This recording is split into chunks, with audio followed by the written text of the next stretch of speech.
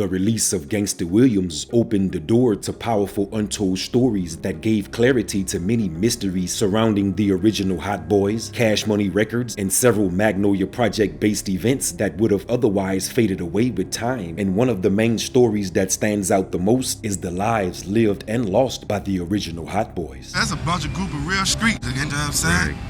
See them who been getting money off the block forever, like, you know what I'm saying? Yeah, straight out the Magnolia. Although there's other members to be mentioned who were just as active and important, the frontline four consisted of Sterling, Dooney, Mosquito, and the gang's most notable member, Gangsta Williams, each of who played their roles in making the original Hot Boys a household name. Original Hot Boy, me Sterling and Dooney. People be like, oh man, I grew up wanting to be a hot boy.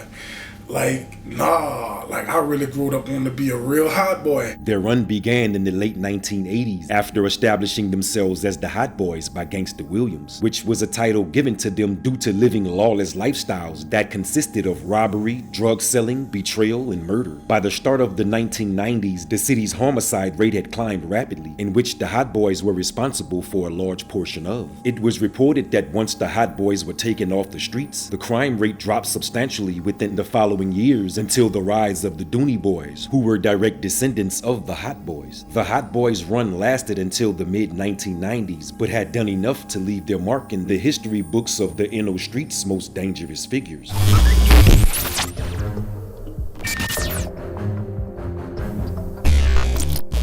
Sterling Lofton, better known to us all as Hot Boy Sterling, came up in the Magnolia Projects where he met and became friends with the other members of the gang at an early age. And just like the others, he was rising rapidly as a neighborhood superstar who had gained a citywide reputation for slinging iron and being about that life. Being a hot boy opened many doors around the city due to doing business with key players in other areas, which often drew Sterling to the downtown Fort Ward Iberville projects for occasional business. Sterling got killed in the Ville.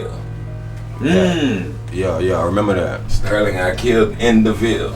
Going holler at Sterling was an original hot boy. Yeah. Like every project in the city, the Iberville had their own neighborhood superstars and gunslinging headbusters that didn't care who you were or where you were from. Anybody could get it, and Hot Boy Sterling was a prime example of it after being gunned down in the Iberville in broad daylight. Without knowing the logistics of who and why, the Magnolia had no clue of who they were looking for, but couldn't just let it slide, so they retaliated with a hit of their own. When Sterling got killed back there, they had I remember they came back there on two motorbikes with four of them. They were 4 deep on 2 motorbikes. Came through that bitch and they had split up. One went that way, one went another way. And they done shot out some shit and they don't know who the fuck they were shooting at, but they done shot through somebody fucking window and hit an innocent person. And they went on about their business. Like, they don't know what that was for. I know the project was beefing with them dudes at one point in time, and I don't know what it was for though. There was some people standing out on the porch of the church or the funeral home. And there was a red car that was down on the corner sitting there. It was a red light down at that corner. The police said to the people on the porch, hey, y'all go inside. There's a possibility it's going to be a drive-by. Man, pandemonium. People broke out running, knocked his grandma down, running all through the funeral home, man. And Mosquito ran out the funeral with his gun through the back door, went around and ran into the police. That's how he caught that gun case. The departure of Hot Boy Sterling was the first within the crew, but it wasn't the last. With 3 remaining frontline members, the Hot Boys were faced with a new beef between themselves and the notorious Callio Projects due to what seemed to be a misunderstanding. When I got into it with that the yo was known for being cutthroat, sticking together, and they had a mean squad. Right. So it was just 3 of us. And we stood up in the pan. We was like, okay, it is what it is. We gotta work. John Michael Bryant, better known to Central City, New Orleans as Hot Boy Mosquito, was the closest member to Gangsta Williams out of all the gang. Mosquito was the second Hot Boy to be gunned down, and just like Sterling, it happened in another project. At that time, the Magnolia and the Callio were highly connected with each other in several ways and was so tight that they would even take certain hits for one another whenever it was convenient. We were tight, running together, trading beefs.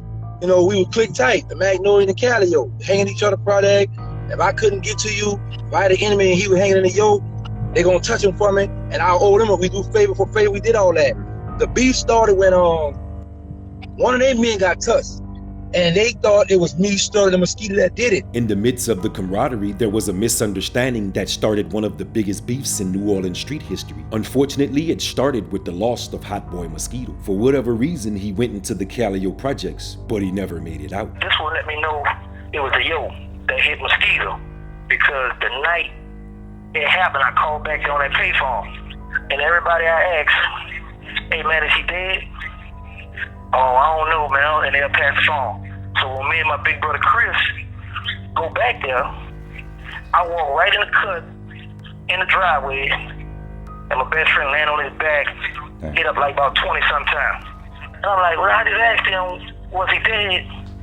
And I walk right up and I just see he dead. It was official. John Michael Bryant, a laborer, died Friday of a gunshot wound in the 1200 block of South Russia Blade Street. Mosquito's departure left the Hot Boys with 2 remaining members, and soon after, with the incarceration of OG Dooney, it weakened the team even more. By the time he was released from prison, things had changed, and the areas he used to run was now being ran by those who were next in line. But Hot Boy Dooney wasn't having it, so he put together a team of the hungriest have-nots around him, a bunch of off-the-porch gunslinging youngins who by all means bring a great portion of the streets back to Dooney, and he called them the Dooney Boys. Niggas get niggas touched for free nowadays. Man. I do it, man. You see what I'm saying? Stephen Anthony Joseph, better known to us all as OG Dooney, was the third and last hot boy to be gunned down in the streets of the city, and it was all attached to his newfound takeover. But what happened to Dooney? Dooney wound up getting killed in a project. Out of all the hot boys, Gangsta Williams was the only one who wasn't killed, and by that time he had done too much not to be next. But his fate would have it different. He had been wiretapped and followed by the feds, who were relentless in their attempt to take him down. They gathered a trail of evidence and had all they needed to build their case. And on June 24, 1999, Gangsta was sentenced to life in prison.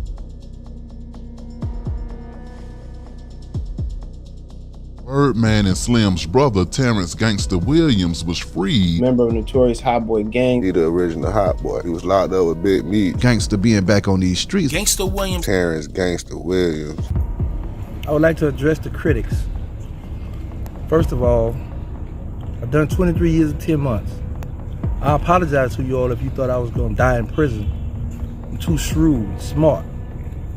However, I plan to answer all these questions that a lot of these social media guys, internet gangsters, had something to say about me. After serving more than 23 years in prison, Gangsta Williams was released due to cooperating on several open cases that led to closure. Although the people he cooperated against were his departed partners, many people still feel that a rat is a rat, which has created an online uproar that drew lots of attention to the streets of New Orleans, mainly the Magnolia Projects.